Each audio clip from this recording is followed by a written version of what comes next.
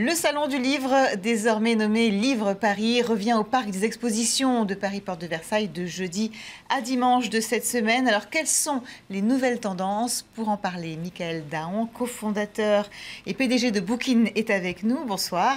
Bonsoir Isabelle. Alors, Bookin, c'est donc une de ces nouvelles tablettes tactiles qui vont nous permettre de lire différemment. Il y en a une juste à côté de vous. Un mot d'abord sur le salon, justement, qui s'ouvre. Alors, il va y avoir de nouvelles thématiques, un espace détente, des entretiens avec des professeurs du Collège de France, des philosophes, tout ça pour faire revenir évidemment donc davantage de lecteurs vers le livre. Est-ce que vous sentez, vous, en tant que professionnel du secteur, on va dire, une désaffection aujourd'hui pour le livre, pour la lecture? Alors, on est des professionnels dans une partie du secteur qui est la partie numérique. En ce qui nous concerne, on est sur un marché qui est en forte croissance, donc on a de plus en plus d'utilisateurs, de plus en plus de lecteurs en numérique, une croissance de 20% à peu près du marché d'année en année. Donc de notre point de vue, le marché est en croissance. Après, si on observe le marché du livre papier, enfin du livre en général, on est plutôt sur un marché assez stable. Donc je comprends cette tendance à vouloir faire revenir les utilisateurs vers la lecture. Alors justement, à propos de votre tablette, est-ce que vous avez le sentiment donc, que ça se développe beaucoup, effectivement, vous venez de nous le dire, mais que les gens apprécient justement de pouvoir avoir une tablette, ou est-ce qu'il n'y a pas toujours un petit regret en disant, tiens, j'aimais bien tenir mon livre entre les mains, pouvoir le surligner, même si on peut surligner aussi avec une tablette? On peut surligner, mais en fait, ce n'est pas vraiment une tablette, c'est une liseuse. Il y a une petite différence, c'est qu'on a quelque chose qui est beaucoup plus proche du livre en termes de qualité de lecture que d'une tablette qui est rétroéclairée et qui vous fatigue les yeux. Donc pour moi, c'est une différence qui est tout à fait importante quant à l'usage. Pourtant, c'est éclairé aussi. C'est éclairé, mais c'est éclairé de façon différente, ce qui vous permet en fait de pouvoir lire le soir avec une lumière très très douce, très tamisée, et qui vous rappelle un petit peu la lampe de chevet.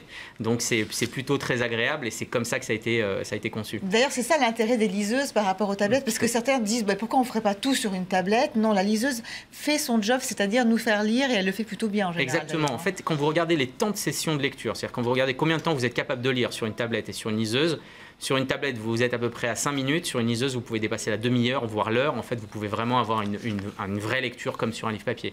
Et alors, vous pensez donc que le développement de ce marché va encore s'accroître? Aux États-Unis, donc ils sont quand même très loin devant nous. Donc les livres dématérialisés représentent 20% donc, du marché. On en est encore loin, nous. On en est encore loin, ce qui pour nous est plutôt positif. Ça veut dire qu'on a encore beaucoup de marge de croissance. Beaucoup de liseuses à vendre. Beaucoup de liseuses à vendre, mais en fait, on ne vend pas que des liseuses. On vend surtout aussi des livres numériques. Et on a une plateforme de distribution de livres donc, qui contient 200 000 titres. Aujourd'hui, c'est tout le catalogue français qui est disponible. Donc pour nous, c'est un marché qui est en croissance, mais qui n'est pas en croissance très forte. On a quand même pas mal d'éléments qui, enfin, je veux dire, culturellement, c'est compliqué de passer d'un objet qu'on a connu pendant des siècles vers un tout nouvel objet qui est la liseuse. Alors, quel est l'intérêt justement de cette liseuse par rapport au livre? C'est justement d'avoir accès à toute cette bibliothèque, de ne pas trimballer ses livres en voyage, par exemple? On a différents avantages. Un des premiers avantages, c'est effectivement le stockage. Vous pouvez emporter avec vous autant de livres que vous le désirez, surtout quand vous partez en voyage. Et on voit, par exemple, nous, notre meilleur mois, c'est les mois avant les vacances, où on a beaucoup de personnes qui s'équipent et qui partent avec beaucoup de livres avec eux en vacances. Le deuxième élément, c'est le coût du livre, qui est moins cher. Le livre numérique est moins cher que le livre papier. De combien en général? On est à 25-30% sur les nouveautés.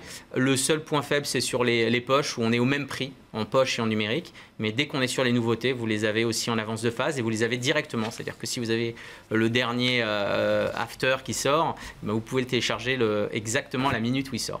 Mais alors, est-ce qu'on peut échanger également ces livres avec ses proches? Parce que ça, c'est souvent un reproche qu'on va Aujourd'hui, on ne peut pas vraiment le faire. C'est un peu compliqué. Vous pouvez toujours prêter votre liseuse si vous le désirez. C'est un peu comme un livre papier. Là, ça revient à la même chose. C'est un objet. Vous les prêtez avec tout ce que ça peut contenir à l'intérieur. Donc, vous ne prêtez pas qu'un livre, vous prêtez carrément votre bibliothèque.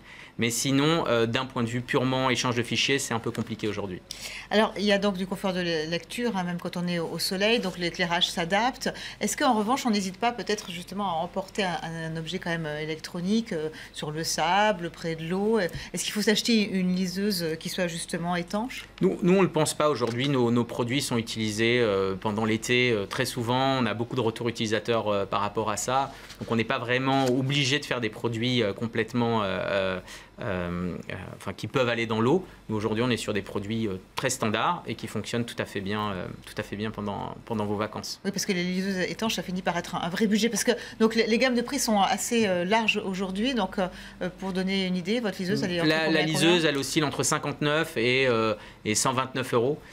Aujourd'hui, nous, nos gammes de liseuses sont sur des prix très agressifs puisqu'on est plutôt dans la gamme 59-69 et plutôt 89-99 sur des produits qui sont très très compétitifs et qui ont les mêmes fonctionnalités, voire des meilleures fonctionnalités que nos concurrents. Alors justement, vos concurrents, donc aujourd'hui, il y a un certain nombre d'offres sur le marché. On parle évidemment très souvent donc d'Amazon avec la Kindle. Il y a également la Kobo. Il y a tout ce que fait tout ce que font Carrefour ou encore Leclerc. Vous-même, vous avez signé des accords avec ces grands distributeurs. Qu'est-ce qu'il faut choisir finalement? Comment se repérer? Alors, ce qu'il faut choisir, c'est d'abord nos produits, non, puisque c'est la concurrence. Non, ce qu'il faut choisir, en fait, je pense qu'il y a deux gammes de produits qui sont très différentes. Enfin, très différentes. Vous devez choisir, est-ce que vous voulez avoir l'éclairage ou pas l'éclairage. Et l'éclairage, c'est vraiment une fonctionnalité qui plaît énormément parce que ça vous permet de lire la nuit et ça fait un différentiel de prix qui est de l'ordre de 20 à 30 euros sur les produits. Sans mettre la lumière, sans réveiller le conjoint. Sans mettre la lumière, voilà. Vous avez une lumière très douce que vous pouvez régler au minimum et qui vous permet de lire de façon très agréable dans le lit. Et c'est vrai que c'est quelque chose qui revient très souvent. Et on voit qu'aujourd'hui, on a ces deux types de produits qui coexistent. Après, on a des produits beaucoup plus haut de gamme, avec soit des écrans plus grands qui vous permettent de lire cette fois des documents de nature un peu différente que le roman, la littérature générale.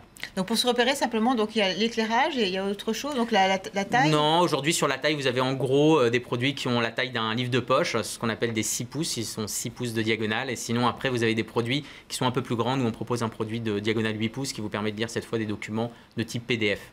Et alors ces liseuses, elles sont fabriquées où? Elles sont fabriquées en Chine. On a une équipe en Chine aujourd'hui qui suit la production. Mais ils sont complètement conçus ici à Paris, en France, par des ingénieurs français. Et donc, tous nos produits sont conçus et développés ici. Et alors, pourquoi vous êtes lancé vous-même sur ce marché-là? C'était quelque chose qui vous intéressait? En fait, je suis tombé dedans quand j'étais tout petit parce que mon premier job a été dans une société qui faisait des livres numériques, qui avait été lancée dans les années 2000 lors de la première bulle Internet.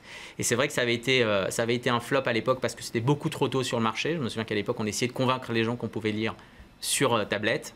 Mais entre-temps, il s'est passé énormément de choses, énormément de médias ont été numérisés. Et nous, on a pensé très tôt que ça allait, quoi qu'il arrive, se présenter. Donc, on allait avoir un vrai marché sur le livre numérique. Parce que vous êtes quand même un peu souvent, on parle de vous comme le petit David contre Goliath quand on fait référence justement à Amazon. Donc, c'est pas toujours facile, j'imagine, pour vous de rester concurrentiel, enfin, dans un secteur justement où il y a beaucoup de concurrence. Oui, on est sur un marché qui est très concurrentiel. On est sur aussi un marché de long terme. Donc, c'est un marché où on prend des positions. Donc c'est pour ça qu'on a fait des accords avec des acteurs comme Carrefour, Leclerc, qui est deuxième libraire de France. Donc on a vraiment intérêt à s'associer avec de grands acteurs qui ont un intérêt stratégique à se positionner sur le livre numérique. Et c'est un peu la difficulté du marché, c'est de trouver notre positionnement par rapport à ces grandes perspectives, ces grandes stratégies. Effectivement, donc le petit français Bookin. Pourquoi ce nom d'ailleurs Bookin? Parce qu'on ne sent pas que vous êtes français tout de suite. Hein. Non, c'est vrai. Et puis on dit souvent Booken, mais c'est bien Bookin, je confirme. En fait, ça venait d'une contraction à cette époque-là. On s'est dit qu'il nous fallait un nom international. On fait près de 70% de notre chiffre d'affaires à l'export. On vend beaucoup au Brésil, en Suède, en Scandinavie, en Russie. Donc on est aujourd'hui vu comme un acteur français parce qu'on travaille avec des grandes maisons françaises, mais on est aussi très présent à l'étranger. Merci beaucoup, Michael Dahan, d'avoir été avec Isabelle. nous ce soir. Tout de suite, d'autres infos, c'est sur la chaîne Info.